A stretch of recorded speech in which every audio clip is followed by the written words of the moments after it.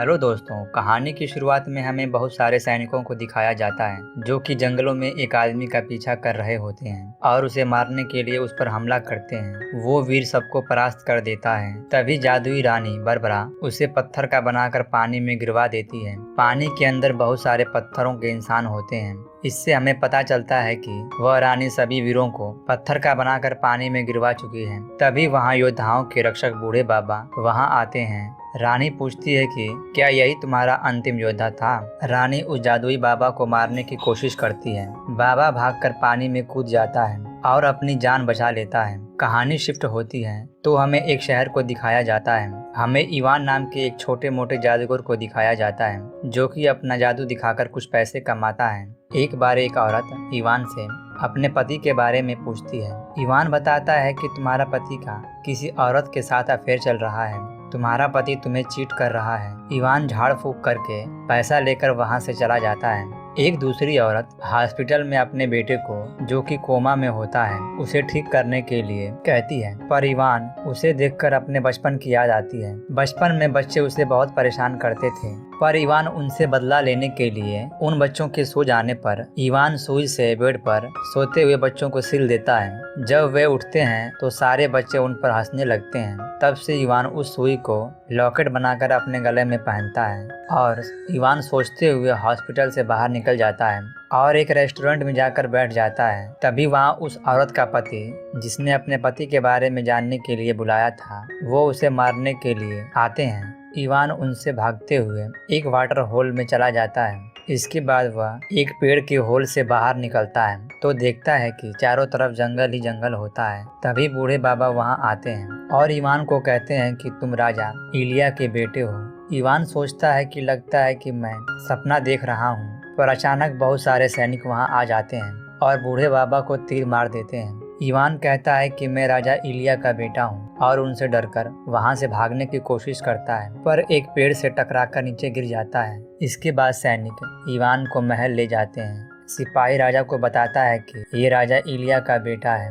राजा Ivan को देखकर बहुत खुश होता है और कहता है कि आओ भतीजे, तुम अपने पिता की तरह ही दिख रहे हो। यह मेरी वाइफ बरबरा है। बरबरा कहती है कि मैं तुम्हारा कमरा दिखाती हूँ और इवान को ले जाकर काल कोठरी में कैद कर देती है। काल कोठरी में एक आदमी बोलता हुआ दिखाई देता है जिसका हाथ, पैर और सिर बर्फ के अंदर जमा कर अलग अलग जगहों पर रखा गया होता है। इवान पूछता है कि तुम कौन हो और मुझे अपने घर जाना है, मैं कैसे जा सकता हूँ। वे आदमी कहता है कि मैं कौशचे हूँ, यह तुम्हारा ही घर है। तुम राजा इलिया के बेटे हो। मैंने जादुई तिलिस्मी तलवार को चोरी कर लिया था और अमर होने के लिए सूर्य ग्रहण के सामने खड़ा हो गया, जिससे मैं अमर हो गया, पर मेरा दिल जल गया। अमर होने के बाद मैंने जादुई नगरी पर राज किया, पर तभी तुम्हारे पिता राजा इलिया ने मुझ पर हमला करके मुझे हरा दिया और उस तलवार को कहीं छिपा दिया ताकि किसी गलत आदमी के हाथ न लग जाए, और मेरे टुकड़े टुकड़े करके कारागार में कैद कर दिया। तुम्हारे सिवा उस तलवार को और कोई नहीं उठा सकता। जिसने भी तलवार को उठाने की कोशिश की वो मारा गया। यदि तुम उस तलवार को ढूंढ लेते हो तो तुम अपने घर जा सकते हो। महल के बाहर सैनिक एक बूढ़ी जादूगरनी को पकड़कर कारागार में कैद कर देते हैं। बूढ़ी जादूगरनी सैनिकों के जाने के बाद अपनी पोटली से एक मेढक निकालती है। वो मेढक एक लड़की में बदल जाती है और कारागार का दरवाजा खोलकर सबको बाहर निकाल देती है। इवान भी उनके साथ जाने के लिए कहता है। मुर्गी जैसे दिखने वाले घर में छिपकर महल से बाहर निकल जाते हैं। सैनिक उनका पीछा करते हैं पर उन्हें नहीं पकड़ पाते। अगली सुबह जादुई मुर्गी वाला घर जंगल में रुक जाता है। इवान की गलती से घर में आग लग जाती है। यह देखकर सभी जादुई जड़ी बूटी और सामान को बाहर निकाल देते हैं। इसके बाद वे सभी मोमैन के पास जाते हैं जो उन्हें खूनी नदी पार करने में हेल्प करेगा।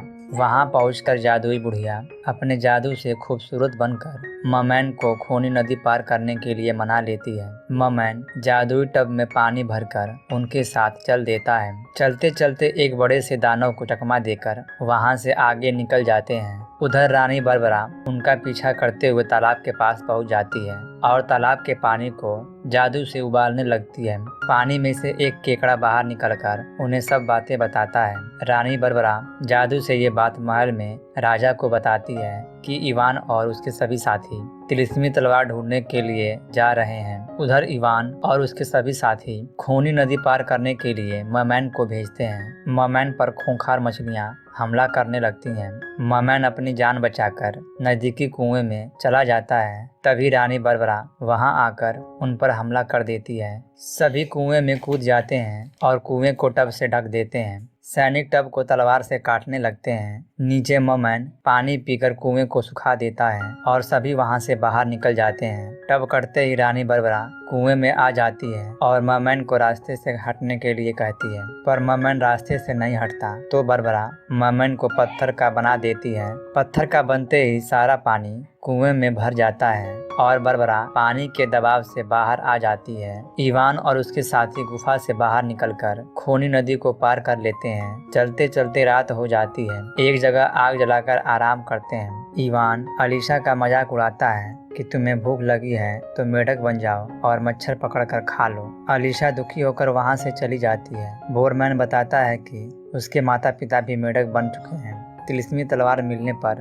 उसके माता पिता दोबारा श्राप से मुक्त हो जाएंगे। इसके बाद इवान उसे मनाने के लिए उसके पास जाता है। दोनों आपस में बातें करते हैं। अगली सुबह रानी बरबरा इवान और उसके सभी साथियों को चारों तरफ से घेर लेती है। सबको बंदी बनाकर तिलिस्मी तलवार ढूंढने के लिए उस जगह पर ले जाती है। रानी बरबरा कहती है कि इसमें से तलवार ढूंढो इवान कहता है कि मुझे नहीं पता, पर रानी के टॉर्चर करने पर इवान को तिलिस्मी तलवार मिल जाती है। तभी राजा वहां आ जाता है। इवान बताता है कि आपकी बीवी बरबरा मुझे मारना चाहती है। वह तलवार इवान कौशय को दे देता है। कौशय अपनी मुक्ति के लिए मणि को मांगता है। इसके बदले में तलवार दे देता है, पर राजा उसे चीट करता है, जिससे सभी आपस में लड़ने लगते हैं। इवान तलवार को लेकर अपनी दुनिया का रास्ता खोल देता है और उसमें कूदकर अपने घर पहुंच जाता है। एलिसा गुस्से में इवान का लॉकेट निकालकर उस होल में फेंक देती है। इवान एक होटल में जाकर गिरता है।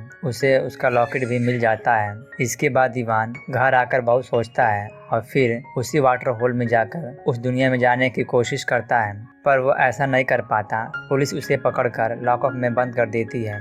लॉकअप के अंदर वही बूढ़े बाबा मिलते हैं। बाबा कहते हैं कि मैं तुम्हें उस दुनिया में ले जा सकता हूँ, पर मेरे पास छड़ी नहीं है। पुलिस ने मेरी जादुई छड़ी ले ली है। तुम किसी तरह उस छड़ी को ले आओ, मैं तुम्हें फिर से उस दुनिया में भेज सकता हूँ। इवान पुलिस वाले को बातों में फुसलाकर छड़ी मांग लेता है। बूढ़े बाबा इवान को एक पोटली देते हैं और कहते हैं कि इसे तुम एक ड्रैगन को दे देना, वह तुम्हारी सहायता करेगा। बाबा छड़ी घुमाकर इवान को उस दुनिया में पहुंचा देते हैं। इसके बाद इवान वहां पहुंचकर ड्रैगन को वह पोटली देता है। तभी सैनिक इवान को पकड़कर राजा के पास ले जाते हैं। राजा अमर होने की तैयारी कर रहा होता है। जैसे ही सूर्य ग्रहण राजा तलवार को मणि से जोड़ देता है। इवान अपने बंदूक से राजा को शूट करता है, पर राजा अमर हो चुका होता है। उसे गोली का कोई असर नहीं होता। तभी वहां ड्रैगन आकर उन पर हमला करने लगता है। चारों तरफ अफरा तफरी मच जाती है। सभी आपस में लड़ने लगते हैं। कौशय को तिलिस्मी तलवार मिल जाती है। वह उस पत्थर को नष्ट करने के लिए कहता है। राजा उसे मना करता है कि ऐसा करने से तुम भी मारे जाओगे। कौशय कहता है कि मुझे कोई फर्क नहीं पड़ता और उस मणि को तलवार से नष्ट कर देता है, जिससे राजा के साथ साथ कौशय भी मारा जाता है और वहाँ के असली राजा इलिया, जो कि पत्थर के बने होते हैं, उस श्राप से मुक्त हो जाते हैं। रानी बरबरा अपनी जान बचाने के लिए वहां से भाग जाती है। राजा और सभी मिलकर खुशी से टेबल पर खाना खाते हैं। इवान राजा से कुछ बात करता है। इसके बाद हम देखते हैं कि वह अपनी दुनिया में जाकर हॉस्पिटल में उस बीमार बच्चे के पास जाता है जो कि कोमा में होता है। इवान जादुई शीशी की एक बूंद पिलाता है, जिससे वह बच्चा ठीक हो जाता है। इसके बाद हम देखते हैं कि इवान अपने गर्लफ्रेंड के साथ जादुई नगरी उसके माता पिता के घर जाते हैं और दोनों बहुत खुश होते हैं। उधर बरबरा भागकर शहर की दुनिया में अपनी माँ के पास पहुंच जाती है और मूवी खत्म हो जाती है।